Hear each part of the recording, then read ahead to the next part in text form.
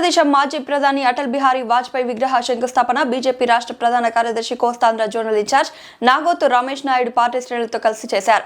అనంతరం ఆయన మాట్లాడుతూ భారత ప్రధానిగా వాజ్పేయి చేసిన సేవలను కార్యక్రమంలో కొనియాడారు. భారతీయ జనతా పార్టీ జాతీయ కౌన్సిల్ సభ్యులు అన్నం సతీష్ ప్రభాకర్, బాపట్ల జిల్లా అధ్యక్షులు బంగోరు బాబు, సీనియర్ నాయకుడు పోతుల సురేష్, రమణబాబు, లక్ష్మీనారాయణ పాల్గొన్నారు.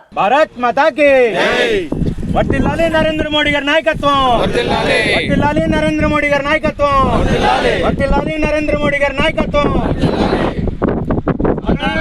భారతీయ జనతా పార్టీ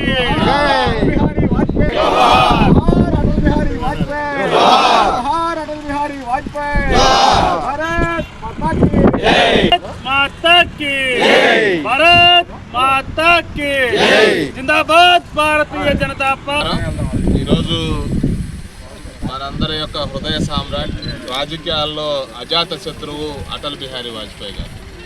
అవునన్నా కాదన్నా అభివృద్ధి అంటే గుర్తొచ్చేటువంటి నాయకుడు అటల్ బిహారీ వాజ్పేయి గారు.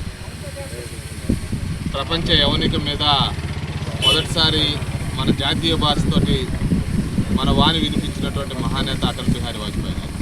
వారి యొక్క 100వ జయంతి పురస్కరించుకొని రాష్ట్రంలో పెద్ద ఎత్తున కార్యక్రమాలు యోజన చేయడం జరిగింది.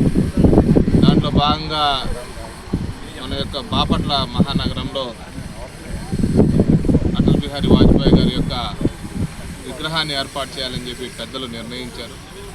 జిల్లా పార్టీ అధ్యక్షులు సోదరుడు బంగారు బాబు గారు, మా పూర్వ ఎమ్మెల్సీ గారు అన్నం సతీష్ బాబు గారు, అలాగే మా యొక్క సీనియర్ నాయకుడు మన పోతుల సురేష్ గారు, మా అందరికీ రమణారావు గారు, అలాగే కొండ హేమంత్ కుమార్ గారు, అందరికీ నమస్కారం.